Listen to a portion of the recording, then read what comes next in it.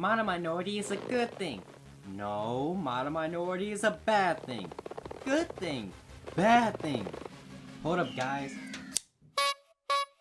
While it's true that Asian Americans have proven themselves to be some of the best academic achievers, we have to look at why Asians became the model minority in the first place. If only we could look at the history with some sort of the time machine.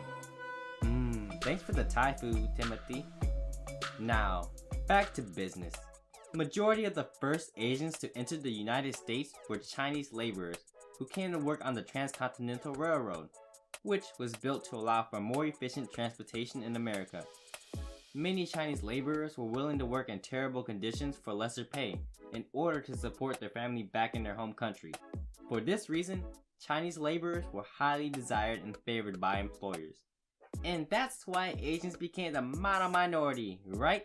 Strong and dedicated people, trying to be the best that no one ever was. Nope, quite the opposite actually. After the Transcontinental Railroad project was completed, the Chinese workers were no longer welcome in America, and they were discriminated, as rumors went around about Chinese doing illegal acts such as using drugs like opium. This became known as the Yellow Peril, which eventually led to the Chinese Exclusion Act of 1882, which heavily reduced immigration from China. And later, the Immigration Act of 1924 prevented immigration from the other countries in Asia. The Asians who were already in America weren't allowed to become citizens, and natural-born Asian Americans, still felt the racial discrimination their parents had to go through, and even employment discrimination, making lesser wages and being denied of certain jobs even if they were qualified for that job. They also weren't able to own land or businesses. Then, during World War II in 1942, many Japanese Americans were put into internment camps because Americans feared that these Japanese Americans were spies. This was known as the Executive Order 9066. No worries though. America later apologized with the Civil Liberties Act of 1988. It's better late than never, even if that's 46 years later. Then, as we know it today, the 1965 Immigration Act allowed immigration to America once more, giving preference to family reunification and skilled workers. But now the real question is, how did the term model minority come about? Well, as you see, Asians had it pretty hard in America. However, despite all their hardships they had to endure, Asians in America have arguably become pretty successful despite all their hardships.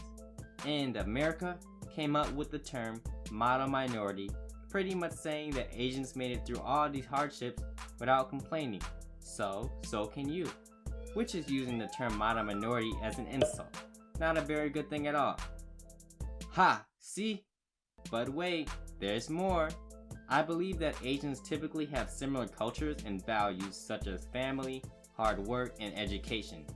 Many countries in Asia nowadays are also really advanced now, and a place many people from all over the world want to go visit. So when people often think about Asia, they think of it as a very nice place. K-pop, anime, crazy rich, Asians. So therefore, Asians in America are often seen as such. See, not bad after all. Hold up, not so fast. While Asians as a whole have one of the highest average income rates, if we look at the different Asian ethnicities, we can see a huge range of wages. But then, why are all Asians considered model minorities? Why not just those ethnicities who seem to excel so well? Well, it's a little technique known as the Bayesian mimicry. Watch out, a bee! That's not a bee, that's just a hoverfly. They look like bees, but they have no stinger. Completely harmless. Oh. So now you see a little more about the so-called model minority. Don't forget that while learning about history is good, getting mad at it is completely useless. What's most important is that we learn from it. So, what do you say? Model minority is a bad thing. Good thing. Bad thing.